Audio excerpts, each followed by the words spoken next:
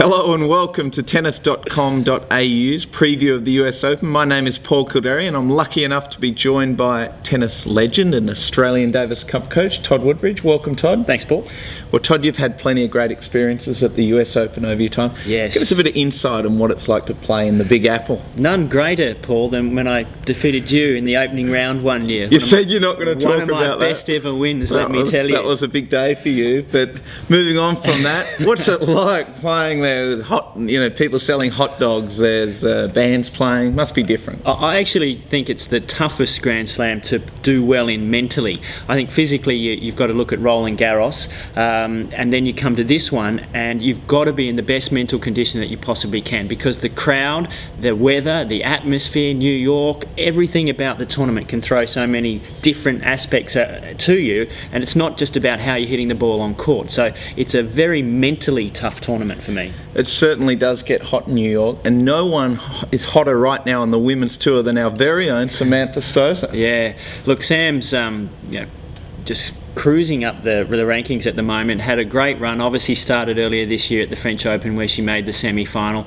but a run on the US hard courts has been exceptional. And going into the US Open, you've got to think that she's a good chance for going deep. Cracking the top 10, and once you get into a situation where you could get to a semi like she did in Paris, you've got to start believing you can win. Twice this year she's beaten a world number one player, and when you start to add all of that up, I mean, it's the best chance that we've had at winning a Grand Slam in male or female for many years. And there's no women really putting their hand up at the moment saying, I want to be number one. There's a lot of fluctuation at the top. So who's your pick to win this year's Open, Todd? It's always hard, I think, to go past one of the Williams sisters, and in particular Serena. I mean, she seems to just switch it on whenever she wants. She can dominate tennis at that elite level when the big tournaments come, and then she sort of switches it off when it's not a big event. But she's so powerful, so strong, so athletic that I think if you want to say Sam's got a good chance at winning, then she's the one that she's got to look out for. And it would be great to see Olivia Rogowska, young Victorian girl, got a wild card. She played well at the French. Yep. Another good opportunity for her. Well, you know, the women's game in Australian tennis is strong at the moment. You look at Olivia, yes, she's progressing nicely. You've got Sam. Hopefully Casey Dellacqua is going to be back on board. She's back hitting balls again at the moment, so she'll be getting ready to go. The women's game is in good shape, and it's amazing how some good results flow on into those junior ranks. So you've had Alicia that's helped Sam get there. Sam's doing it now. Hopefully that can get Olivia believing that she's got the talent and ability to go after that ranking as well. And it's great to see some of the guys, the Australian guys, starting to play really well. Chris Guccione's had a great win. Yep. Had some great wins recently. Peter Luchak's been dominating the Challenger circuit. And as the Davis Cup coach, that must excite you. Yeah, look, it's very heartening for us. Peter Luchak's up to 79 in the world, winning 2 challenges in the last month, which is exceptional performance.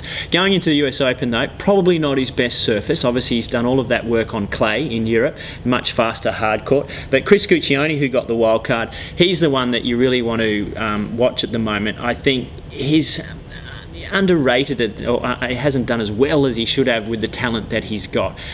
He looks like he's going to crack the top 100 in the next week or two. Great win over Songer in Cincinnati, and with a decent draw going into the US Open, having won Aptos as well, he can do some damage. And it's interesting for me because they're two guys that I'm going to be working closely with, and so far I've been doing a lot of work on the phone, but I'm looking forward to seeing them. Amazing job on the phone you've been doing. Looking forward to seeing them in person. And men's tennis couldn't be healthier at the moment. You've got the legend who's Roger Federer.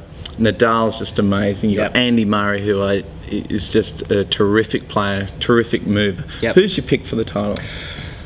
Gee, it's hard to go past Roger. Watching a bit of Nadal in Cincinnati, he's not up to the form that he was this time last year. He's still playing well, as you would expect, but it's not as sharp. He hasn't had the matches under his belt that he would need. There's one guy I think who's ready to win a Grand Slam, and that's Andy Roddick. He's going to be number 2 seed, I believe. And when you look at what he's Andy done, Murray? Yeah, and when he moves along, that's the next thing for him. It was the finals there last year against Federer. You've got to look at maybe another final between those two, I think. He's like a modern day Miloslav Mature. Moves very well, such a beautiful backhand. Yeah.